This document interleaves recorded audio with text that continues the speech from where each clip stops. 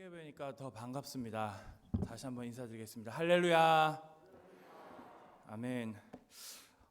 여호수아 6장 말씀해 보시면은 여리고성 이스라엘 백성들이 여리고성 전투에서 대승을 거두게 됩니다.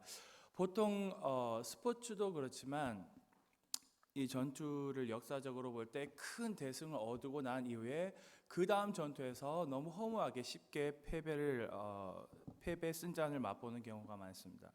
오늘 본문 앞에 그 문맥을 보시면 6장에서 여리고성의 그 전투에서 크게 대승을 거둔 이후에 허무하게 7장에서 1차 아이성 전투에서 패배하게 되는 모습을 볼 수가 있습니다. 이스라엘 백성들이 이 여리고성의 전투에서 큰 그런 승리를 올리는 바람에 사기가 많이 충전이 되었던지 교만하게 되었던 것 같습니다. 여리고성에 비해서 이 아이성은 좀 비교적 작다 보니까 그들의 마음속에, 이스라엘 백성들의 마음속에 이 정도면 우리가 스스로 해결할 수 있겠구나, 이 정도 전쟁에 우리는 반드시 승리할 거야 라고 생각을 했던 것 같습니다. 그래서 그들은 가볍게 여기고 3,000명 정도의 군대를 보냅니다. 결국 이 아이성 전투에서 이스라엘 백성들은 패배하게 되죠. 그런데 여기에서 36명이 전사하게 됩니다. 우리가 생각할 때는 36명은 너무나 작은 숫자이지만 이 당시 전쟁의 어떤 그런 풍토를 보면 36명은 아주 많이 죽은 것입니다. 요즘이야 무기가 많이 개발되어서 우리가 원하는 만큼 어떤 그 대량 살상 무기를 살포하게 되면은 단숨에 많은 사람들을 희생시킬 수가 있죠. 그러나 당시는 주로 청동기나 철기 문명이다 보니까 오늘날 같은 그런 대량 살상 무기가 없었기 때문에 이런 점을 고려한다면 36명도 되게 많은 숫자인 것입니다.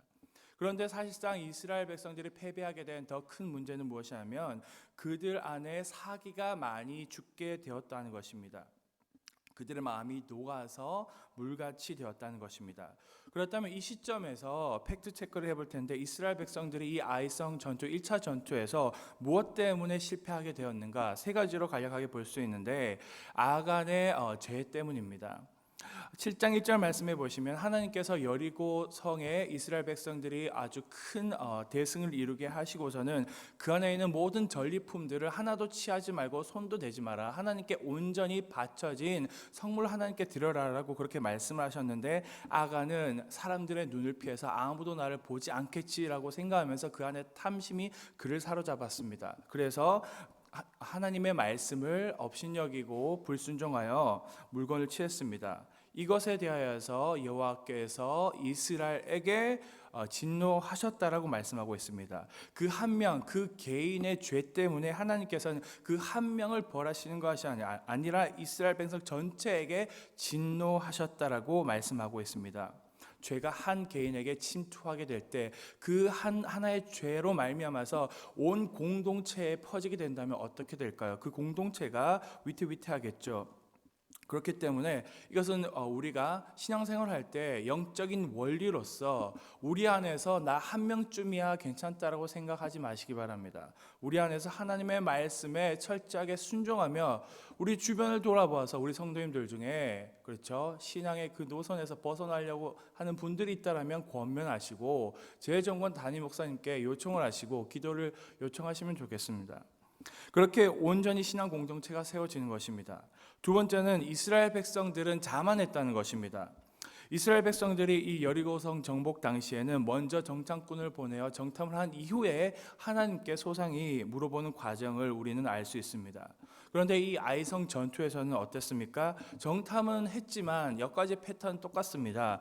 그 이후에 여호와께 묻지 않았던 모습을 볼 수가 있습니다.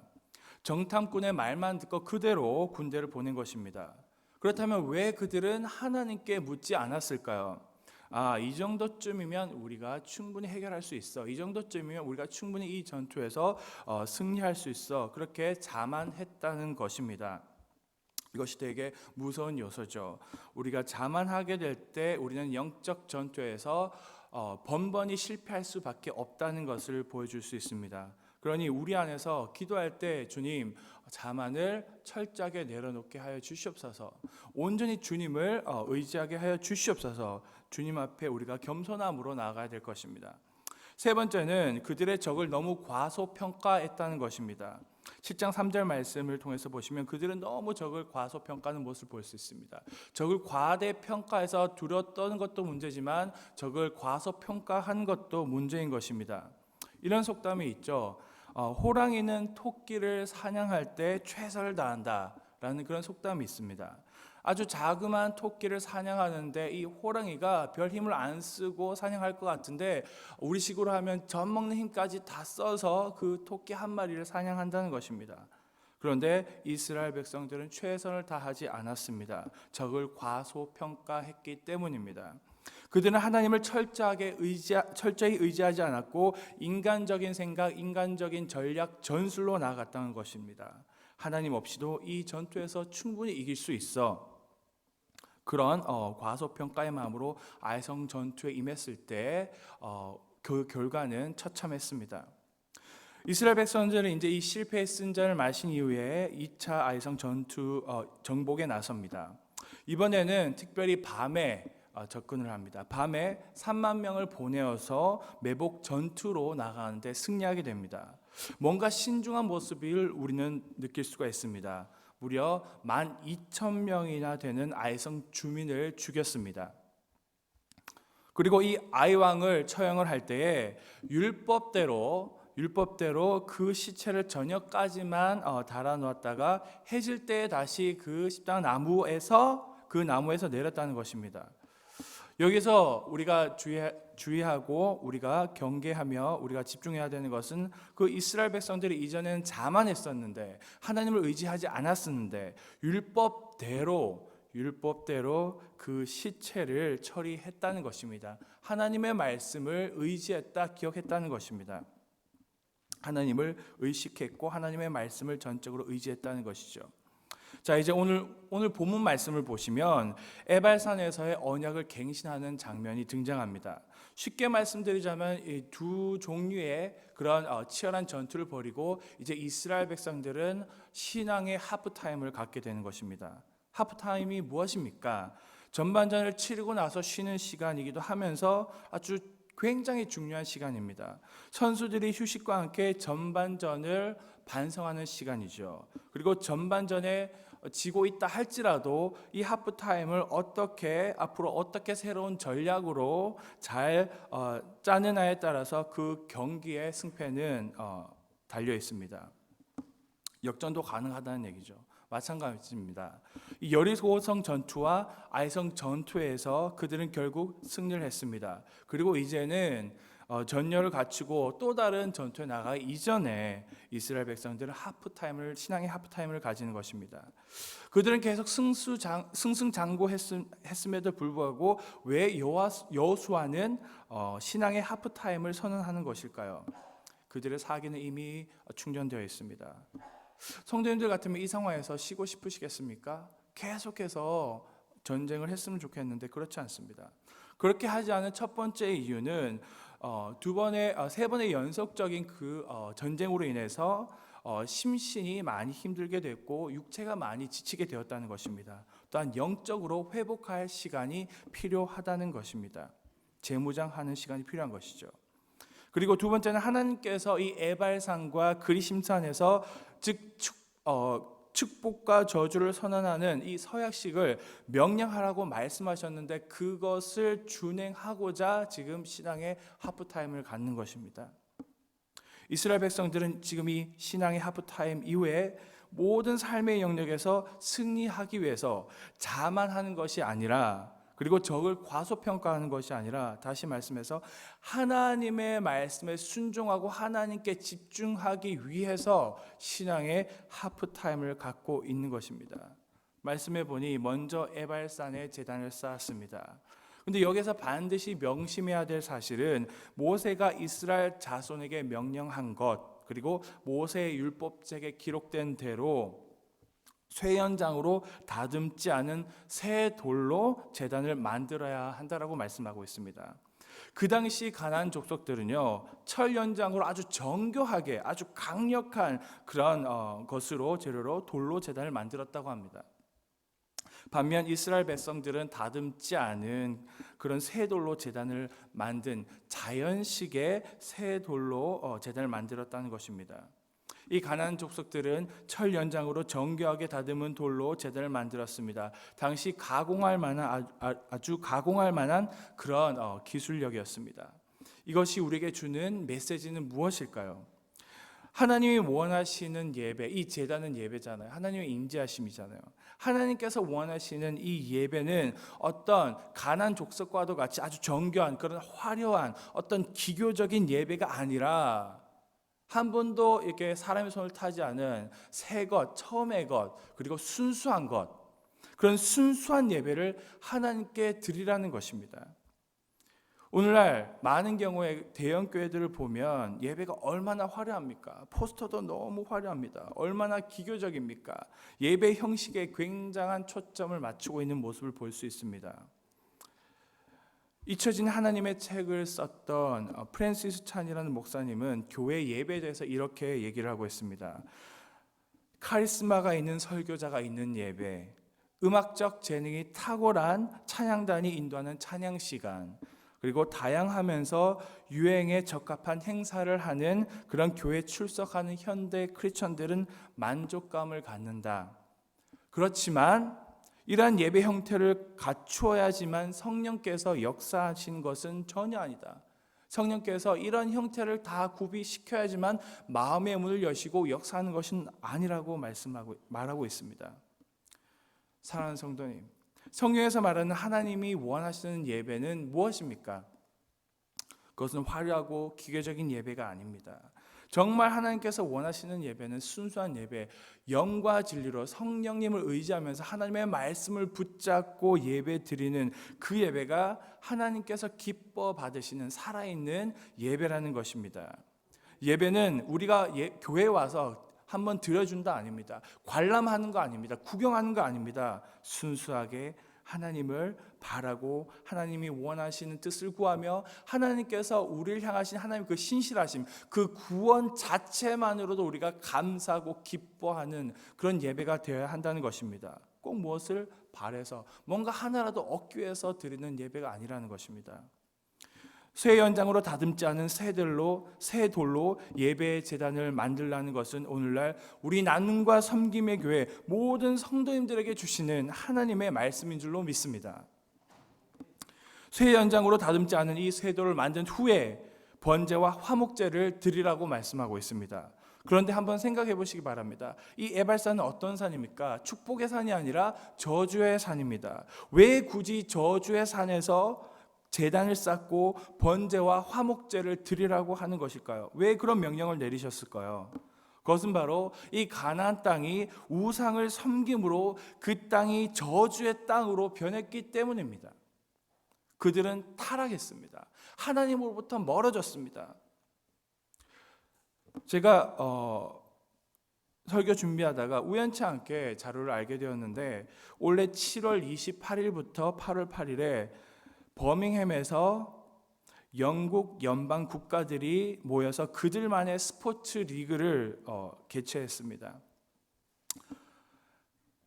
그곳에 그 개막식을 보게 되면 깜짝 놀랄 만한 그런 공연이 진행이 되는데, 오프닝이 있는데, 가나안 땅에서 풍요와 다산의 신으로 알려진 이 바알신과 그리고 어린 아이들을 인신 제사로 받는 몰렉 혹은 이 몰록, 그 몰렉 신으로 숭배를 받던 커다란 황소, 그 황소의 형상, 그 금송아지, 그것들 아주 크게 대형으로 제작을 하고 연기자들이 그 앞에 가서 절하고 경외감을 가지고 벌벌 떨면서 그 앞에서 연기하는 모습을 볼 수 있습니다. 제사를 마치 우상 숭배를 하는 듯한 그런 제사 의식을 영국 연방 국가 스포츠 올림픽과도 같은, 미니 올림픽과 같은 그런 개최하는 날 오프닝 세레모니에서 하는 것을 볼 수 있습니다. 이 저주의 땅으로 변해있던 이 가나안 땅 곳곳에 하나님께서는 이 에발산에서 제단을 쌓으라 하시는 거 무슨 의미냐면 하나님을 예배하는 예배 처소를 세워라는 것입니다. 비록 이 땅에는 하나님을 알지 못하는 주류층에 하나님의 말씀을 부인하고 하나님을 욕하고 하나님을 믿지 않는 그 무신론의 사상에 젖어 있는 사람들, 다신론의 사상에 젖어 있는 사람들, 범신론의 사상이 젖어 있는 사람들에게 우리 주님은 오늘날 우리에게 사명감을 주십니다. 그곳에서 예배의 초소를 세워라. 그것이 바로 우리의 사명인 것입니다. 주변을 돌아보십시오. 얼마나 갖가지 종류의 우상 숭배가 많습니까? 우리의 마음에 하나님을 믿지 못하는 마음에서부터 시작해서 요즘 뉴스를 보면 많은 사람들이 하나님이 아닌 다른 것으로 뭔가 체험을 얻으려고 하지 않습니까? 그것까지도 우상 숭배라는 것입니다. 우리는 어떻게 보면 코로나 이전을 전반전으로 본다면, 신앙의 전반전으로 본다면 이제 남은 후반전은 우리가 이제 이 후반전의 사역을 감당하기 위해서 특별히 우리 교회의 전통 40일 특별 새벽 기도회를 통해서 신앙의 하프타임을 통해서 영적으로 재충전 받는 시간이 되는 것입니다. 우상 숭배로 인해서 타락하게 된 이 땅 가운데, 이 저주의 땅 가운데 하나님의 백성으로서 하나님의 하나님으로부터 소명을 받은 우리 신자들은, 우리 크리스천들은, 우리 나눔과 섬김의 교회 성도님들은 예배 자리를 세워야 되겠습니다. 가깝게는 우리 가정에서, 또한 그 신앙의 그 믿음의 동력을 얻기 위해서 우리 교회 예배를 통해서 특별히 이 40일이라는 정해진 시간 가운데 얼마나 우리에게 소중한지 모릅니다. 어떤 특별한 행사가 아니라 정말 주님 전에 나와서 아버지 품에 안겨서 말씀 듣고 기도하고 우리 영안이 열리고 우리의 마음을 쏟아낼 때, 간청할 때 주님께서 우리 마음 가운데 좌정하시고 우리에게 은혜 주실 줄로 믿습니다. 특별한 것 없어도 우리 주님만으로 만족할 때 우리가 바라는 한 가지, 우리가 주의 처소에 주의 그 임자신 가운데 있을 때 우리는 그 어떤 것으로도 우리는 세상의 어떤 것으로도 우리는 만족을 받지 못하고 오직 주님만으로 우리는 만족하고 자족하게 되는 것을 우리는 체험하시기를 바랍니다. 율법을 어디에 기록하라고 말씀합니까? 34절 말씀에 돌에 기록하라고 말씀하고 있습니다. 그런데 고대 근동의 왕들을 보면 자신들의 업적을 돌에 새겼다고 합니다. 우리나라도 보면 그 광개토왕비나 아니면 진흥왕 순수비에 보면 딱 적혀 있잖아요. 이렇게 딱 새겨져 있잖아요. 이와 마찬가지로 고대 근동 사회에서 왕들은 그들의 업적을 돌에 기록했습니다. 그런데 한번 보십시오. 돌에 기록하라고 하는데 무엇을 기록하라고 말씀하고 있습니까? 오늘 본문에서 율법을 돌에 기록하라고 말씀하고 있습니다. 하나님은 왜 이스라엘 백성들에게 이 율법을 돌에 새기라고 명령을 하고 계신 걸까요?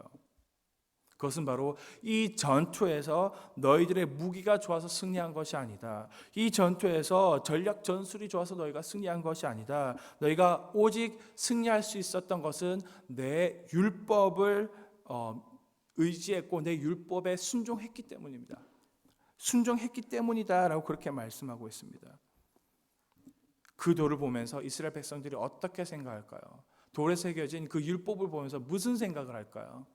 아, 그렇지. 우리가 여호와의 말씀에 순종했을 때 이런 승리를 얻었구나. 이런 복을 하나님으로부터 받았구나. 이 율법을 절대 잊지 말아야지. 이 율법을 우리 아이들에게도 전해줘야지. 신앙의 기념비를 세워야지. 이런 비장한 각오로 보지 않았겠습니까? 동일하게 오늘날 우리 역시 한 단계 더 영적으로 성숙하고 도약하기 위해서 우리는 이 신앙의 하프타임을 이 40일 특별 새벽 기도를 통해서 우리는 우리 마음속에 하나님의 율법을, 하나님의 말씀을 새기시기를 주님의 이름으로 축복드립니다. 이스라엘 12지파 중에 반 6지파와 또 다른 6지파는 에발산과 그림심산에 서 있었습니다. 그리고 오늘 마지막 절에 보시면은 그 율법을 듣는 대상이 누구였을까요? 온 이스라엘과 그 장로들과 관리들과 재판장들과 본토인뿐만 아니라 이방인에게 이르기까지, 그러니까 모든 사람들이 해당이 됩니다. 하나님의 말씀은 모든 사람들에게 해당이 되는 것이죠. 축복과 저주의 메시지가 있는 것입니다. 하나님의 말씀에 순종하느냐 하나님의 말씀에 불순종하느냐에 따라서 우리의 인생은 축복산의 삶을 살 것인지 아니면 저주의 삶을 살 것인지 결정되어지는 것입니다. 신명기 6장 4절에서 7절 말씀에 오직 유일하신 여호와 하나님만 사랑하라고 말씀하시면서 마음에 여호와의 그 말씀을 새기라고 하고 있고, 잠언 4장 23절에 우리에게 가장 먼저 지켜야 할 것은 우리의 마음입니다.